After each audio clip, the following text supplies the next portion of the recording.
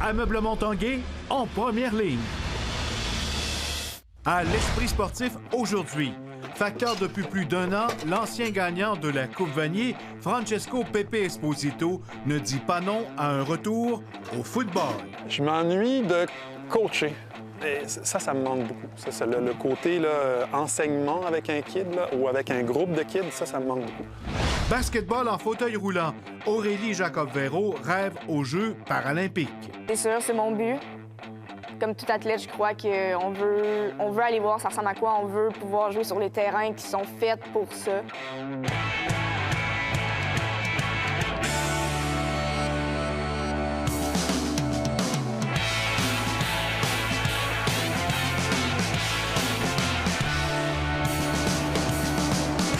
À tous un bon jeudi, bienvenue à l'Esprit sportif. Ancien joueur vedette du Rouge et Or et ancien responsable d'un programme football au secondaire, Francesco Pepe Esposito est maintenant un facteur depuis plus d'1 an. Mais il s'ennuie de son sport, le football. Stéphane Turcot est allé prendre une marche avec le facteur Pepe.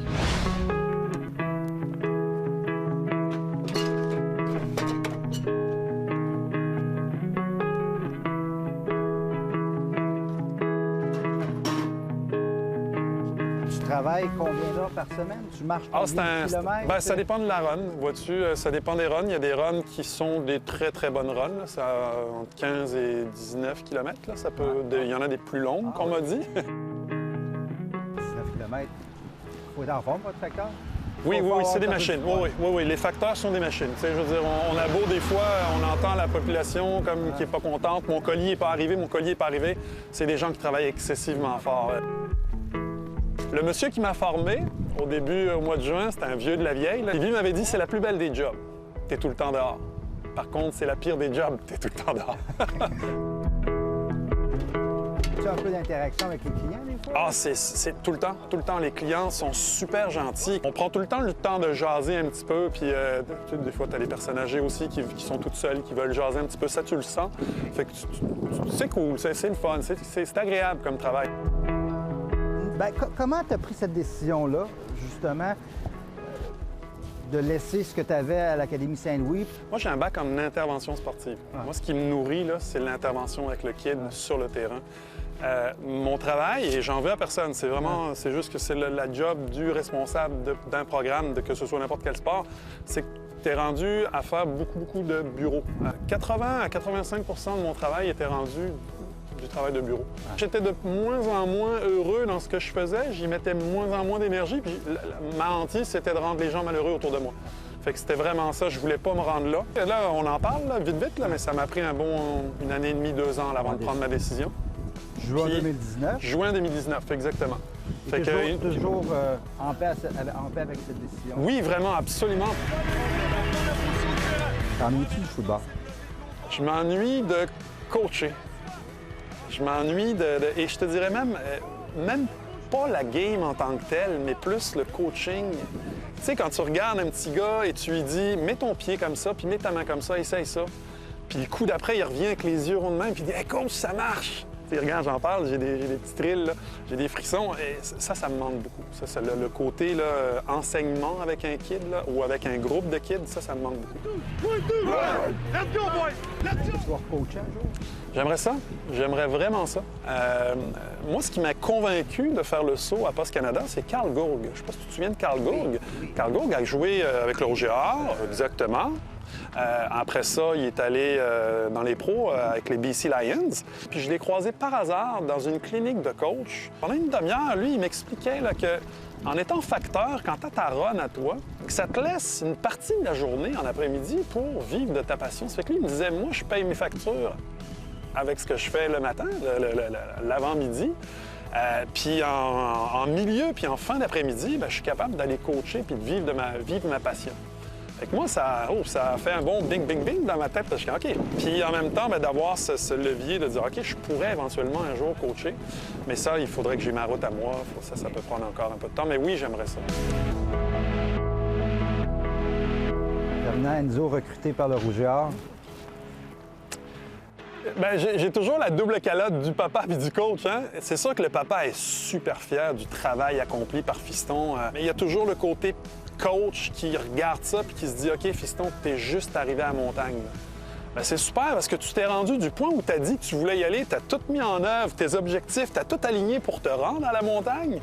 Pendant le voyage, tu t'es enrichi, super. Mais là, tu es rendu à la montagne.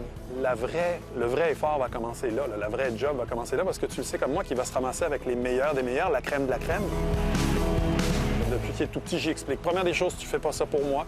C'est pas parce que moi j'ai fait ça que tu pourrais faire du tennis ou de la pétanque. Papa va t'aimer pareil puis je vais tout le temps être avec toi. Si tu le fais, c'est parce que tu as le goût de le faire. Qu'est-ce que tu as pensé de tout ça, le confinement des sports d'équipe pour les jeunes? Moi, il y a un côté, là, je remets ma calotte d'ancien coach, là, je suis très, très déçu du manque de leadership du RSEQ. Je suis très, très déçu de ça. J'aurais voulu qu'ils soient... Je sais pas si ça aurait changé de quoi, mais j'aurais aimé les voir un petit peu plus sur la place. Un petit peu plus prendre la défense du sport. C'est plate pour tout le monde, c'est sûr. Là, quand on regarde ça, c'est psychologiquement pour les jeunes de ne plus avoir de sport. Le manque de communication aussi entre les paliers, ça a été très difficile parce qu'un coup c'était oui, un coup c'était non. Donc on jouait au yo-yo un petit peu, là, c'était difficile. Mais en bout de ligne, ça revient à ce que j'ai dit pendant quasiment 20 ans à mes jeunes. Là, contrôle ce que tu peux contrôler, le reste. Merci beaucoup, Pépé. Je suis convaincu que tu fais un bon travail comme facteur, mais on a hâte de te revoir sur les ligues de coach. Merci beaucoup, c'est très apprécié.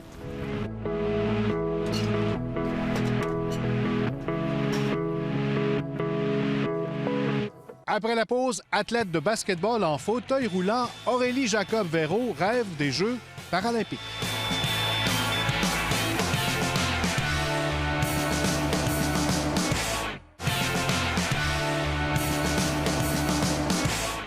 Étudiante au cégep de Sainte-Foy, Aurélie Jacob-Véro tentera bientôt de se qualifier sur l'équipe nationale de basketball en fauteuil roulant. Son rêve, participer aux Jeux paralympiques.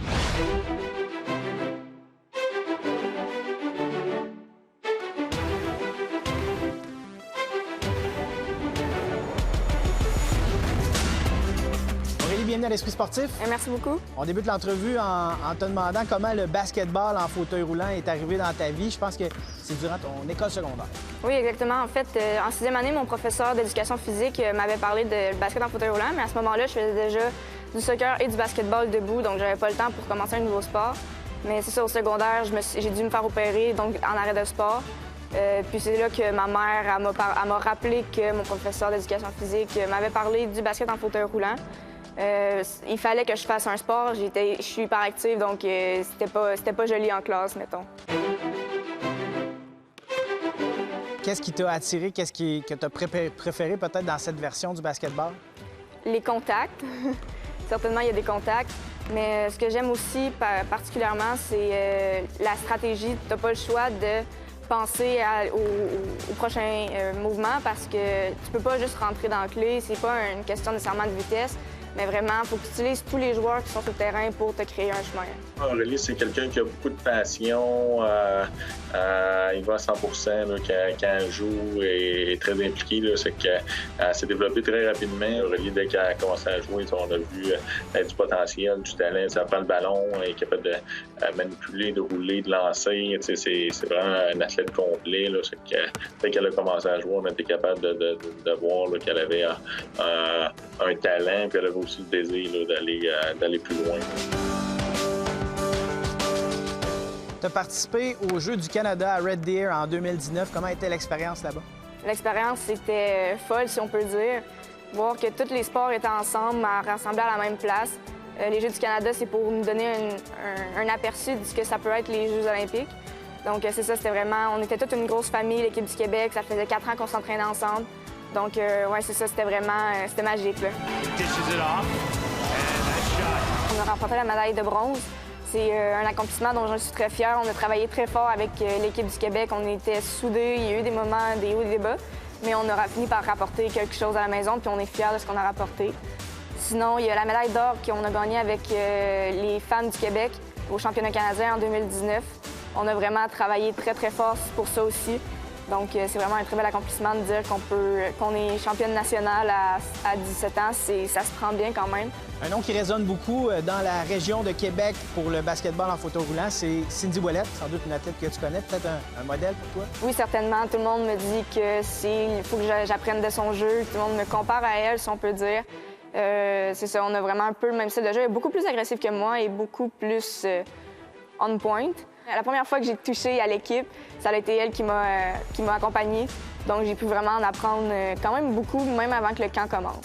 On se parle en période de pandémie. Je présume que ça fait déjà plusieurs semaines que tu n'as pas eu l'occasion de t'entraîner avec d'autres athlètes autour de toi. Récemment, tu reçois un appel très intéressant. On t'invite au camp d'entraînement d'Équipe Canada en Ontario. Tu pars dans quelques jours. Comment tu trouves ça d'aller là? J'ai vraiment hâte. Pour vrai, je suis fébrile à l'idée. Que justement, ça fait longtemps qu'on ne s'est pas entraîné. Puis là, on a l'occasion de s'entraîner à un niveau très haut. Ça va être difficile comme semaine. C'est sûr qu'on a perdu pendant la pandémie. Mais j'ai vraiment hâte de voir ce que ça va donner. Là. La gang est vraiment belle là-bas. Tout le monde veut performer, donc c'est vraiment très physique. Ça nous pousse au bout de nos limites quand on pense qu'on est plus capable. Le coach, il va te pousser à ce que tu penses que c'est pas possible de faire. Fait que c'est vraiment un esprit très, très le fun. C'est un camp d'entraînement. Est-ce que ça fait office de camp de sélection aussi pour l'équipe nationale féminine? Oui. Les coachs, ils veulent pas, ils vont faire comme leur choix, mais sans nécessairement nous le dire. Comme moi, je savais que j'allais pas à Tokyo, mais le coach de l'équipe nationale, il pensait que c'était bon que j'aille m'entraîner là parce qu'il dit que je suis un très bon potentiel pour Paris en 2024. Là.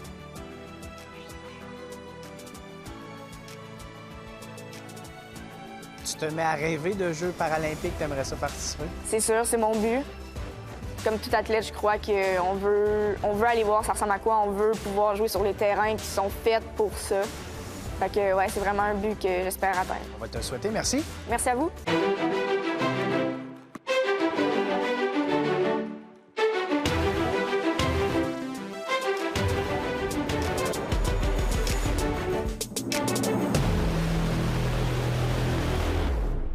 Voilà, c'était l'Esprit sportif pour aujourd'hui. À demain tout le monde. Bye bye.